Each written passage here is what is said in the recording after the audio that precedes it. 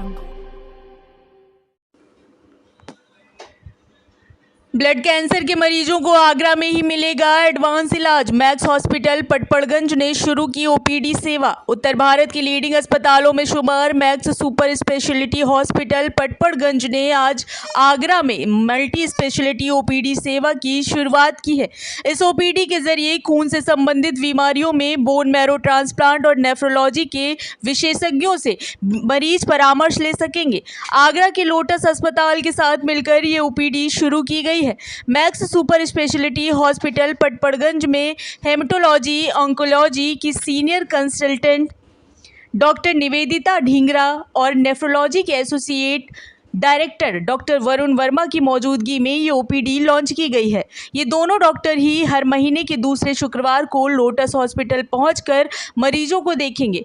OPD launch के मौके पर max super speciality hospital Patparganj में हेमेटोलॉजी ऑन्कोलॉजी की senior consultant doctor Nivedita Dhingra ने कहा कि ल्यूकेमिया, लिम्फोमा और मल्टीपल मायलोमा जैसे ज़्यादातर ब्लड कैंसर के मामलों में अब कीमोथेरेपी, इम्यूनोथेरेपी, टारगेटेड थेरेपी और कुछ मामलों में बोन मैरो ट्रांसप्लांटेशन की मदद से मरीज पूरी तरह से ठीक किए जा सकते हैं।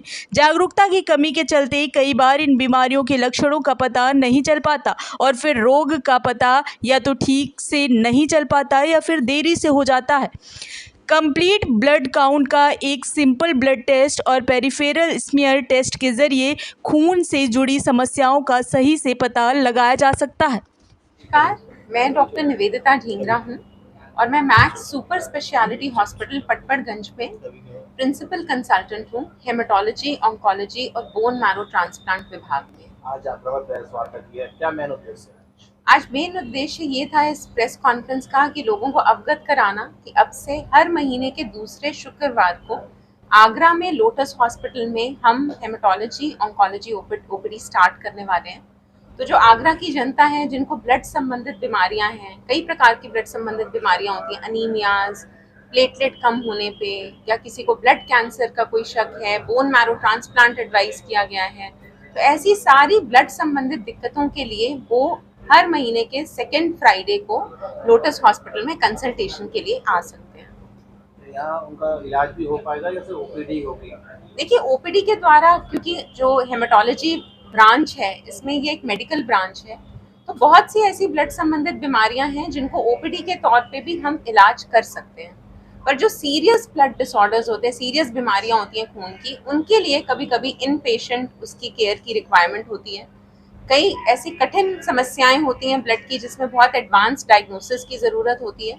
तो उन सिचुएशंस में वो मैक्स हॉस्पिटल पटपड़गंज विजिट कर सकते हैं आगे सब्सिक्वेंटली और प्रॉपर डायग्नोसिस के थ्रू प्रॉपर ट्रीटमेंट ले सकते हैं। सिम्टम्स ब्लड जो कैंसर होता है मरीजों को देखने को मिलते हैं? देखिए, बहुत प्रकार के सिम्टम्स हो सकते हैं। ब्लड कैंसर भी बहुत प्रकार के होते हैं। कुछ ब्लड कैंसर होते हैं जो बहुत तेजी से आते हैं, जिन्हें हम अक्यूट ल्यूकीमियाज कहते हैं, और इनमें जान पे इमीडिएट खतरा हो सकता है।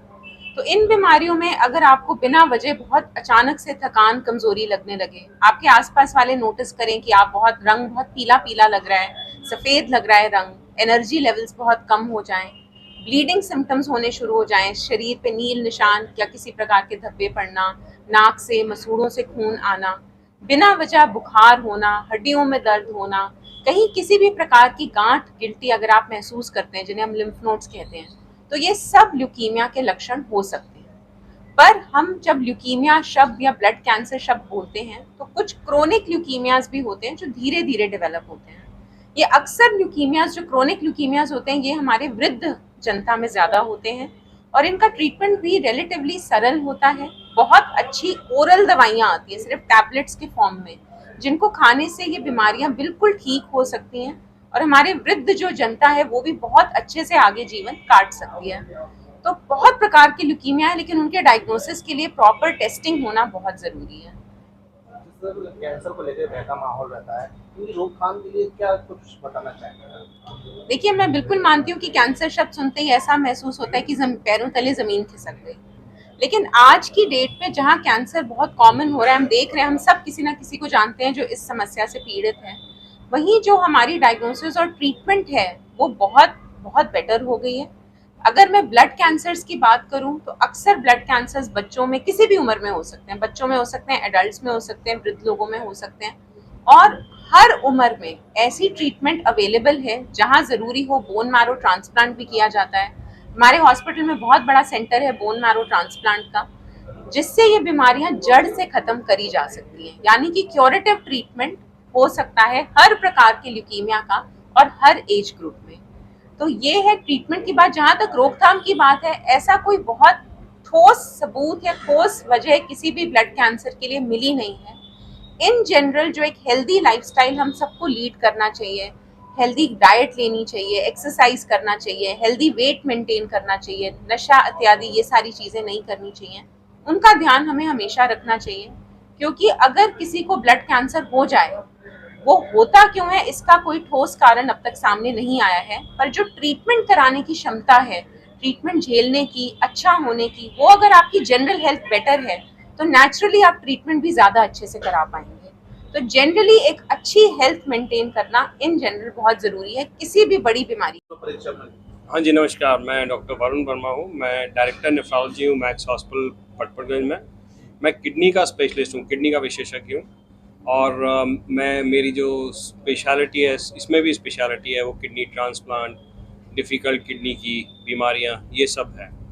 और जैसा मैडम ने भी आपको बताया, हम लोग लोटस हॉस्पिटल जो कि दीवानी में है, उसमें हम लोग अपना एवरी सेकंड फ्राइडे अपनी ओपीडी स्टार्ट कर रहे हैं, जिसमें कि हम किडनी की बीमारियों के लिए एक स्पेशल क्या टाइमिंग रहेगी इसमें? हम लोग का टाइम रहेगा कोई ऐसे 2 से 4 के बीच में, every Friday, every second Friday. क्या फीस वगैरह का कुछ चलता है? फीस तो हमें नहीं मालूम हम काम करने के लिए आते हैं, फीस हमें नहीं मालूम। किडनी में अधिकांश देखा जाता है कि स्टोन की प्रॉब्लम ज़्यादा आ जाती है। जी जी जी। इसकी वजह से दिक्कत होती है। डॉक्टर कहते हैं कि ज़्यादा मेडिसिन खाने से भी किडनी पर फर्क पड़ता है। क्या कहना चाहेंगे? देखिए, स्टोन बहुत आम बीमारी है और स्टोन बनने के बहुत सारे कारण होते हैं, बट उसमें सबसे इम्पोर्टेंट कारण ये होता है कि लोग पानी कम पीते हैं। और हम लोग जैसे इसको स्टोन बेल्ट कहा जाता है, पूरा ये जो सेंट्रल इंडिया, इसको स्टोन बेल्ट कहते हैं, क्योंकि यहाँ क्या होता है, बहुत ज़्यादा स्वेटिंग होती है, बॉडी जो होती है, पर हम हमेशा कुछ ना कुछ डिहाइड्रेटेड रहती है। दूसरा, वाटर बहुत ज़्यादा सेलाइन है, बहुत ज़्यादा मिनरल्स बहुत ज़्यादा हैं, तो इस वजह से क्या होता है कि स्टोन ज़्यादा बनते हैं। मुझे लगता है सबसे इम्पोर्टेंट चीज़ है जो आप सबको बताना चाहिए पब्लिक को, कि एटलीस्ट आपको 2.5 से 3 लीटर यूरिन आना चाहिए। आप पानी पीजिए, अच्छे से पीजिए, ताकि स्टोन्स ना बने। हेल्दी किडनी रखने के लिए क्या करना चाहिए? हेल्दी किडनी रखने के लिए, देखिए, किडनी आपकी बॉडी का हिस्सा है, वो कोई एक्स्ट्रा तो है नहीं। जो चीज़ पूरी बॉडी को हेल्दी रखने के लिए ज़रूरी है, वही किडनी को भी हेल्दी रखने के लिए ज़रूरी है। सपोज करिए आप एक हेल्दी हैं, आपको कोई बीमारी नहीं है, कोई बीमारी नहीं, कैसे भी बीमारी नहीं है, तो स्टे फिट, मतलब वेट कम रहिए, एक्सरसाइज कीजिए, नमक हल्का रखिए। हिंदुस्तानी लोग बहुत ज़्यादा नमक खाते हैं, 15-20 ग्राम खाते हैं, 5 ग्राम खाना चाहिए। कम नमक खाइए, घी तेल चिकनाई का परहेज़ कीजिए, फ्राइड चीज़ें मत करिए, खूब एक्सरसाइज कीजिए, फालतू की दवाइयाँ मत लीजिए। जब भी दवा की ज़रूरत पड़े, इमीडिएटली डॉक्टर के पास जाइए, डॉक्टर से पूछिए, वो आपको देखेगा, फिर प्लान करेगा आपका ट्रीटमेंट। डॉक्टर साहब, छोटे बच्चों में ज़्यादा किडनी में problem. Mukesh Agarwal, lotus super speciality hospital में डायरेक्टर हूँ और मैं as a physician and critical care specialist वहाँ काम करता हूँ। हमारे ग्रुप का हॉस्पिटल 2011-12 से रनिंग में है और आगरा में अच्छी खासी स्टैंड है लोटस हॉस्पिटल की। और अब super speciality, max super speciality के द्वारा जो स्पेशलिस्ट ओपीडी होंगी, उससे भी हमें भी और जनता को भी आगरा की बहुत इसका फ़ायदा है। क्योंकि क्या होता है ना, रेफ़र करने के लिए हमें कोई जगह चाहिए जहां हमारे अपने लोग हों, जैसे कि हमारे पेशेंट को भी फ़ायदा हो और हमें भी पता चले उसका क्या फॉलोअप रहा। तो इसके लिए बेस्ट है कि ऐसी ओपीडी महीने में 1 बार 2 बार चले, क्योंकि इस तरह की बीमारियां बड़ी रेयर होती हैं, बहुत कम आती हैं। नॉर्मल जैसे मेरी 50 की ओपीडी है, तो इसमें से 2-3 पेशेंट ऐसे आते हैं, तो उनको हम कहाँ रेफ़र करें, उनका फॉलोअप कैसे मिले। तो बहुत अच्छा है, यहाँ पे आधे 90% तो हमारी ओपीडी से ही काम हो जाएगा।